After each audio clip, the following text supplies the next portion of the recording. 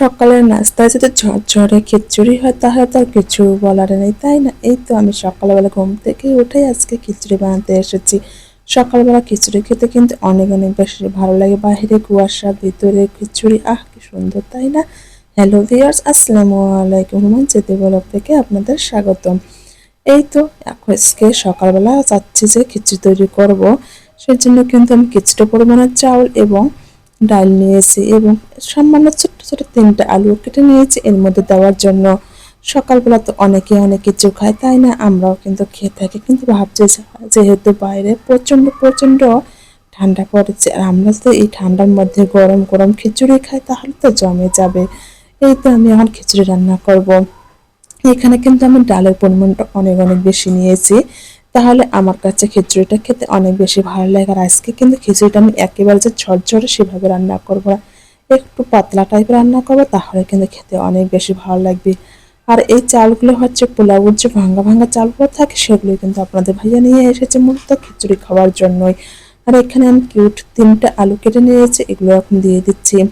আর আজকে আমি খিচুড়িটা কিন্তু প্রেশার কুকার রান্না করব। আমি কিন্তু যখনই খিচুড়ি রান্না করি তখনই কিন্তু প্রেশার কুকার রান্না করি। আর প্রেশার কুকারে খিচুড়ি খেতে কিন্তু আমার কাছে অনেক বেশি ভালো লাগে।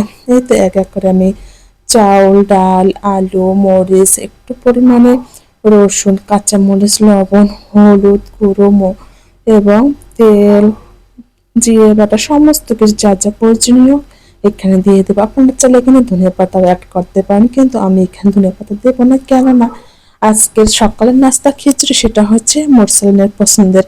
আর সেটাতে আমি কখনো ধনিয়া পাতা দেবো না, কেননা মোরসালিন কিন্তু ধনিয়া পাতা খেতে একেবারে কম পছন্দ করে। সেই জন্য ভাবছি যেহেতু ওর পছন্দ মতো সকালে রান্না হচ্ছে, তাহলে ওর পছন্দ মতোই হোক সব কিছুই। এই তো আমার সমস্ত কিছু দেওয়া ডান। এখন আমি চুলার উপর বসিয়ে দেবো। খুবই কম সময়ের মধ্যে কিন্তু খিচুড়ি তৈরি হয়ে যায়, সেই জন্য কিন্তু আমি প্রেশার দিয়ে থাকি। এই তো কয়েকটা সিটি দেওয়ার মাধ্যমে কিন্তু আমার খিচুড়িটা হয়ে গেছে। এত সুন্দর, মাশাআল্লাহ, কতটা কালারফুল হয়েছে, দেখতে কিন্তু জাস্ট অসাধারণ হয়েছে। দেখতে পাচ্ছেন হয়তো আপনারা কত সুন্দর লাগছে, তাই না?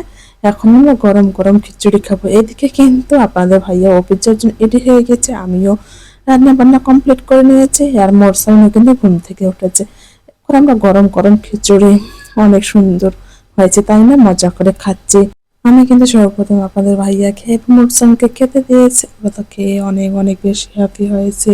এত সুন্দর খিচুড়ি থাকলে আর কি কিছু সকালে নাস্তা বলে লাগে। আর আজকে কিন্তু আমি কোনো ডিম ভাজি করে নিই, কেননা যেহেতু সকালবেলা সামান্য একটু খিচুড়ি রান্না করেছি, সেগুলোই আমরা এমনিতে খেয়ে নেবো গরম গরম খিচুড়ির সঙ্গে, আর কিছুই লাগবে না। এই তো আপনাদের ভাইয়াকে দিয়ে দিচ্ছি, অন্যদিকে কিন্তু আমি মোরসালিনকেও খেতে দিয়েছি। এই তো খাওয়া দাওয়া কমপ্লিট, কিন্তু খিচুড়ি খেলে কি হবে, বিকেলবেলা তো দুপুরবেলা তো কিছু খেতে হবে। এই তো এখন আমি দুপুরবেলার জন্য রান্না বান্না করব। এখানে আমি চাউল দিয়ে নিয়েছি, এখন আমি রাইস কুকারে ভাত বসিয়ে দেবো, কেননা সকালে যেহেতু খিচুড়ি খেয়েছে দুপুরে তো আর সেটা খাওয়া যাবে না। এখন আমি দুপুরের জন্য ভাত রান্না করার জন্য কিন্তু চাউলটা সুন্দর করে পরিষ্কার করে ধুয়ে নিচ্ছি। এরপর কিন্তু আইস কুকারে বসিয়ে দেবো। আর আমি ভাত রান্না করার আগে যে কাজটা সবসময় করে দেয় সেটা হচ্ছে গরম পানি। শীত মানে আমার ঘরে গরম পানি থাকতেই হবে।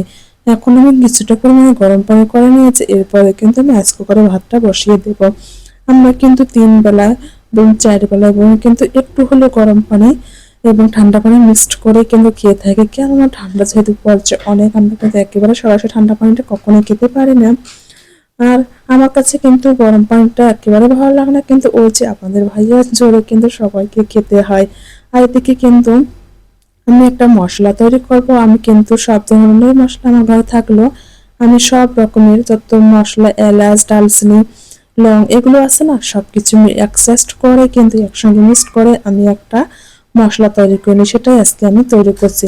আর পরিমাণে যেহেতু অনেক অনেক বেশি ছিল, সেই জন্য কিন্তু আমি ব্লেন্ডার মেশিন বড় সাইজের যে এটা আছে সেটাতে আমি কিন্তু দিয়ে দিয়েছি। আর ব্লেন্ডার চালু করলে কিন্তু আমার অনেক বেশি ভয় লাগে।